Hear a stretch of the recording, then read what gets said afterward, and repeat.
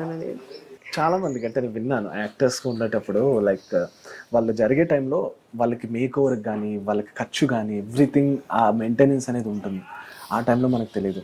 కానీ ఒక టైం అయిన తర్వాత ఫైనాన్షియల్ స్టెబిలిటీని మనం అరే ఆ రోజు ఇలా చేసుకుని ఉండాల్సిందే అని అనిపించేది ఉంటుంది కదా. మీ లైఫ్లో ఎప్పుడైనా ఇలాంటిది ఎదురయ్యా?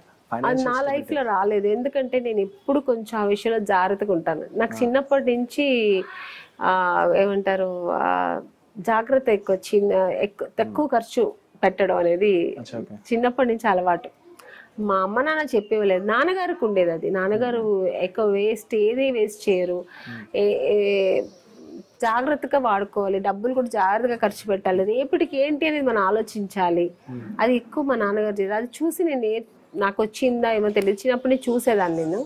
సో అది నాకు బై బర్త్ వచ్చింది. నేను ఏదైనా చూసి ఖర్చు, ఒక శారీ కొనాలన్నా 10,000 20,000 ఎందుకు అవసరం, అది ఒకసారి కడతాం అంతే, మళ్ళీ కట్టలేం కదా.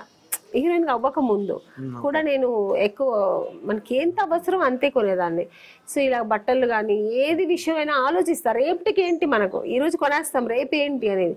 అది నాకు అలవాటు అయింది కాబట్టి స్టిల్ నాకు అది హెల్ప్ అయింది అనమాట. నేను హీరోయిన్గా ఉన్నప్పుడు కూడా విచ్చలవిడిగా హీరోయిన్గా వచ్చి మన డబ్బులు వచ్చేసే విచ్చలవిడిగా నేను కొంతమంది బ్యాగులు పిచ్చి ఉంటుంది, బ్యాగులు కొనేస్తుంటారు లక్షలు లక్షలు, ఎందుకు అవి అనవసరం.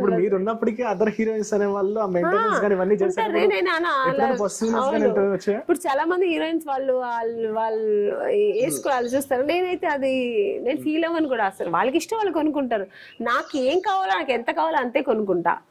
బ్యాగ్ అనేది ఒక పర్పస్, ఒక బ్యాగ్ ఉంటా, అది బాగా పోయిన వరకు వాడుకుంటా, వాడిన తర్వాత ఇంకో బ్యాగ్ కొనుక్కుంటా. అది ఉన్నప్పుడు 10 బ్యాగులు కొని పడేసి అది పాడైపోయి అది ఎందుకు బ్యాగ్ అనే కాదు, ఏదైనా ఒక క్రీమ్ ఏదైనా ఇంట్లో ఏదైనా ఒకటి ఉందంటే అది యూజ్ అయ్యి అది అయ్యేదాకా నెక్స్ట్ కొనను నేను. ఎందుకంటే అది కొత్తది వచ్చిందంటే పాతది వదిలేస్తాం, అది వేస్ట్ అయిపోతుంది కదా మళ్ళీ. సో అందుకని అది అలవాటు అయింది నాకు. అందుకని నాకు ఆ విషయంలో నేను చాలా జాగ్రత్తగా ఉంటాను. నాకు ఇంతవరకు ఆ ప్రాబ్లం రాలేదు, ఆ విషయంలో జాగ్రత్తగానే ఉంటాను నేను. సో ఫైనల్ గా ఇప్పుడు ఈ సీరియల్ గురించి ఏం చెప్తారు ఆడియన్స్? ఈ సీరియల్ నిజంగానే ఒక మంచి స్టోరీ, ఒక